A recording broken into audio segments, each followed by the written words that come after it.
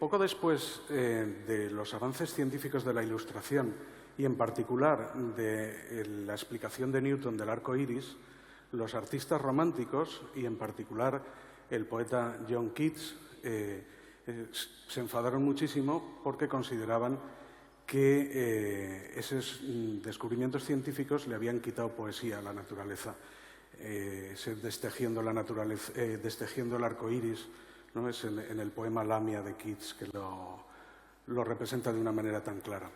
No es el caso de Carmen Larraz, la coreógrafa responsable del grupo Dinamo Danza, que piensa lo contrario, que la ciencia es un sustrato como cualquier otro, igual que era pues la mitología clásica o la religión para las pinturas medievales o barrocas. Pues la ciencia, de la misma manera, puede estar en la base, en el corazón de la creación artística para animar, ¿no? Dar forma a, pues en este caso, un espectáculo de danza contemporánea. Y en particular en la pieza, en la obra Electrical Body, que empezó a surgir a partir del enamoramiento con el personaje de Tesla y todo el electromagnetismo que empezaba a surgir al estudiar al personaje, y que cuando estaban pues creando esa pieza consideraron que les faltaba base, y tuve yo la suerte de que en esa falta de base para crear la pieza pues acabaron dando conmigo y empezó esta colaboración que vamos a presentar ahora. Esa colaboración terminó en dos productos, por decir así, productos culturales diferentes: la pieza artística, coreográfica propiamente que buscaban, un espectáculo de 1 hora aproximadamente, que gira por ahí, que se puede ver en distintos momentos, y el otro producto, por llamarle así, producto cultural, que es este que presentamos, la mediación o divulgación, en la que alternamos trocitos de coreografía, en la que esto es la explicación, ¿no? Previa. Ahora vamos con el comienzo, en el que se muestra ese proceso creativo, en el que hemos cogido un concepto del electromagnetismo y hemos buscado las características que, siendo muy propias de ese concepto, podían traducirse, estableciendo la metáfora adecuada, a el baile para establecer la secuencia de movimientos correspondiente. Y a partir de ahí se iban creando repertorios de movimientos que de alguna manera estaban inspirados en un concepto, y mezclándolos todos, pues la pieza final. Y hecha esta introducción de todo, empezamos con el primero de los conceptos.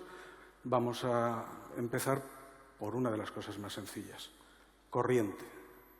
Corriente, que podría ser corriente eléctrica o la corriente neuronal, la transmisión de la señal nerviosa a lo largo de una neurona o de varias neuronas, mejor, con su sinapsis en medio. En un cable, cuando tenemos una corriente continua, electrones que se van moviendo en una dirección, en realidad los electrones se mueven muy poquito en comparación con la cantidad de corriente que se mueve. Es como si tuviéramos un tubo lleno y metemos una canica, ¿no? Un tubo de canicas, metemos una por una punta, la que sale es otra. Se han movido muy poco, cada una de ellas, para transmitir la corriente. Sin embargo, alrededor de su posición de equilibrio oscilan un montón. Lo mismo ocurre en la conducción nerviosa. Para que vaya avanzando lo que es la señal nerviosa, tienen que pasar un montón de cosas: despolarizarse la pared celular en un sitio, transmitir esa despolarización al lugar adecuado, si llegamos a una sinapsis, etcétera. Fuera conducción eléctrica o fuera conducción nerviosa, el concepto destilado es que para transmitir el movimiento hay que moverse mucho alrededor de la posición de equilibrio y transmitir el movimiento al otro lado. Pues esa es la primera pieza.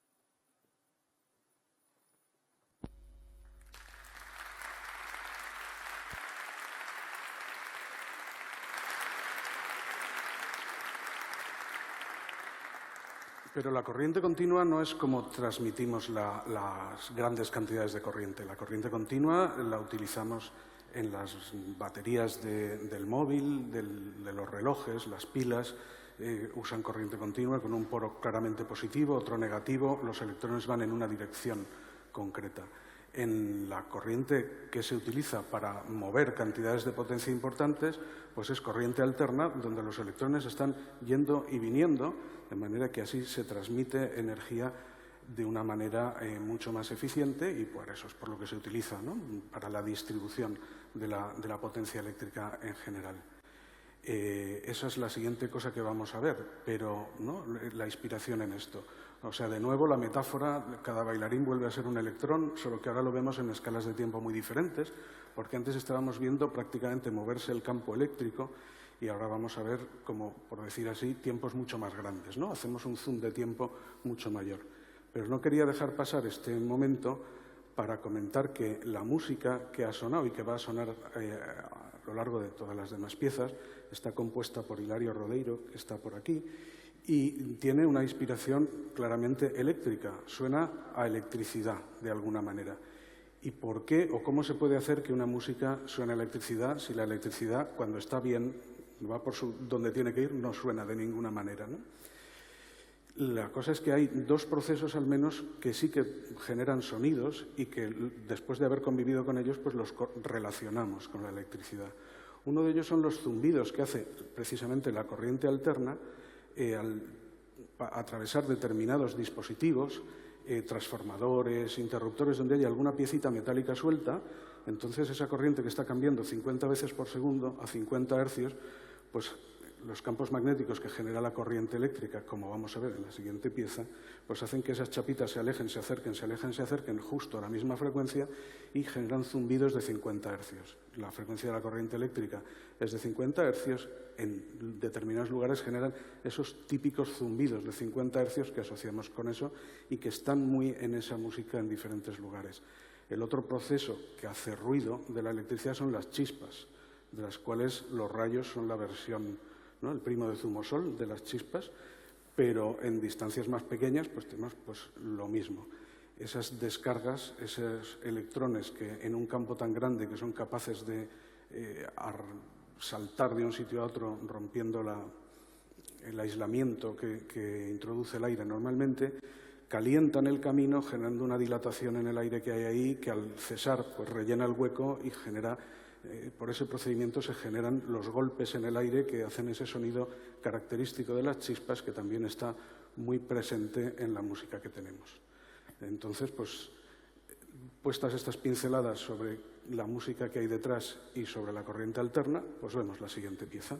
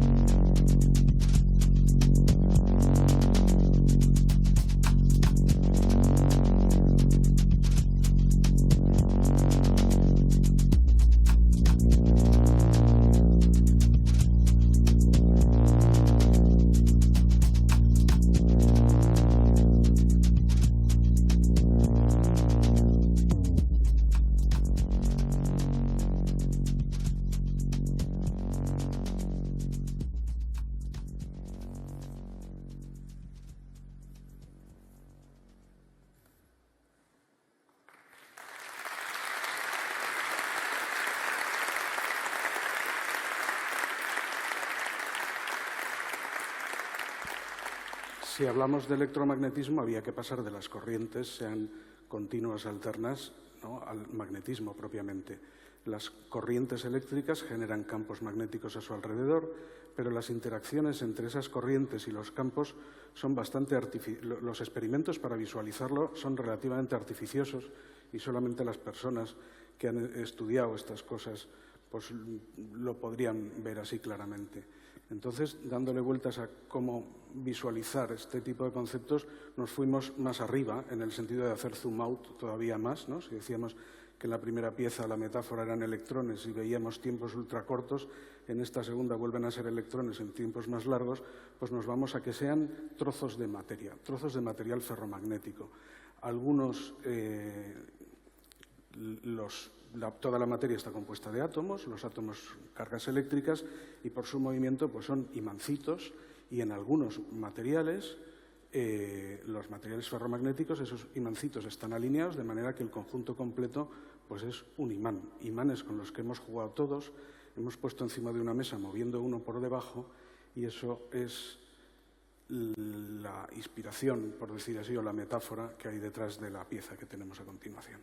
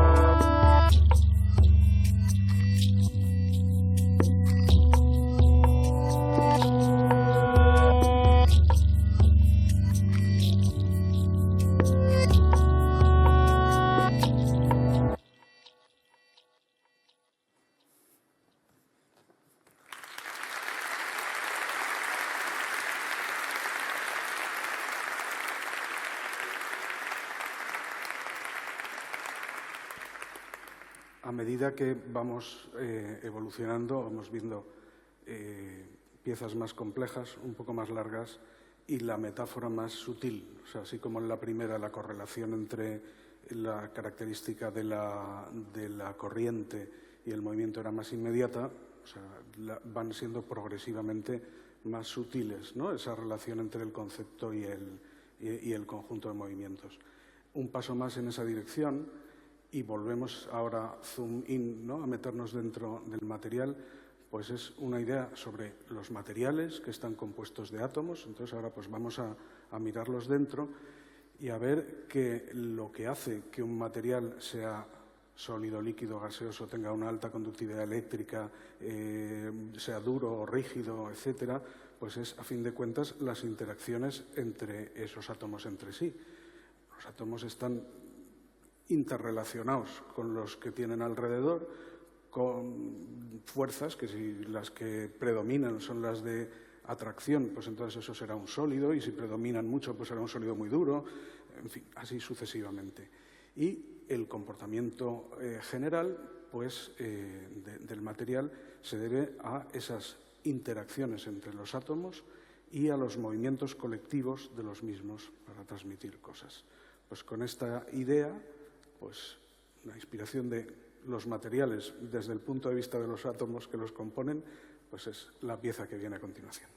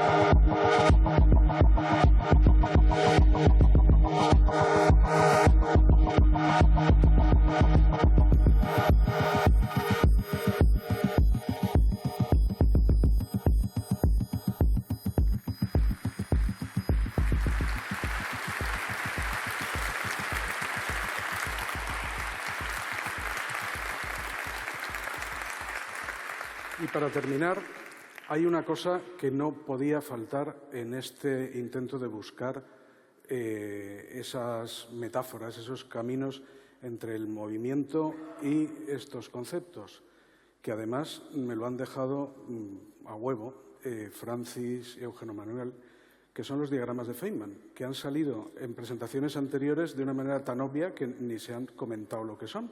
Entonces, pues parece que es un buen momento para explicar a quien no haya entendido esos dibujitos qué son los diagramas de Feynman.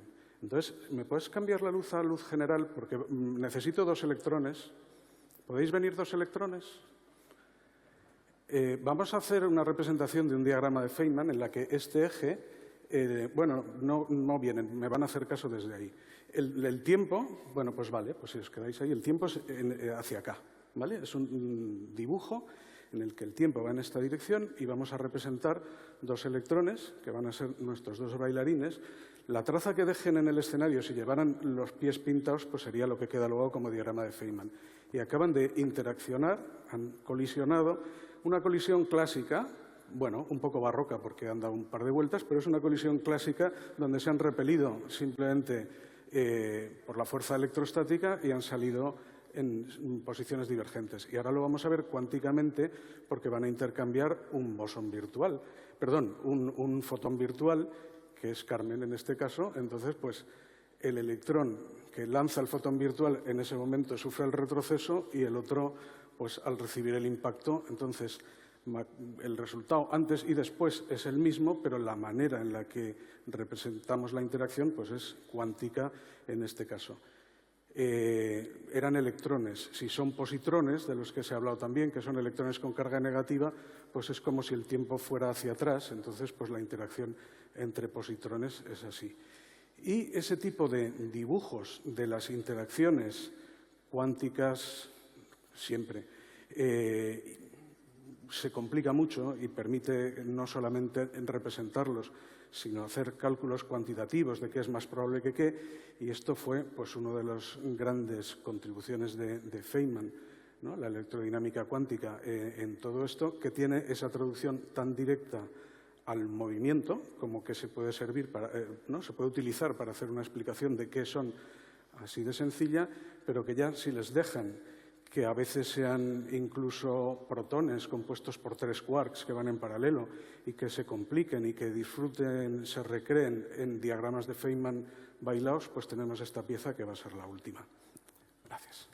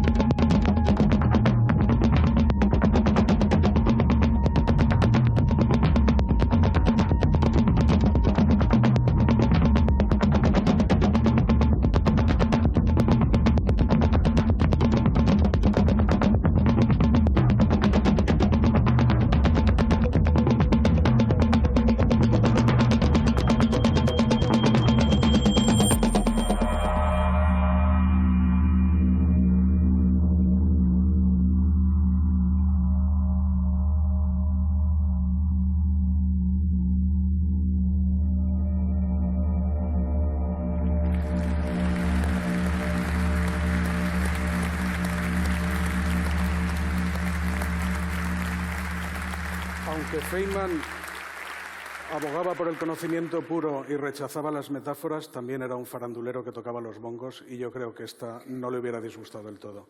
Muchas gracias. Gracias. Nada, a vosotros. Un placer.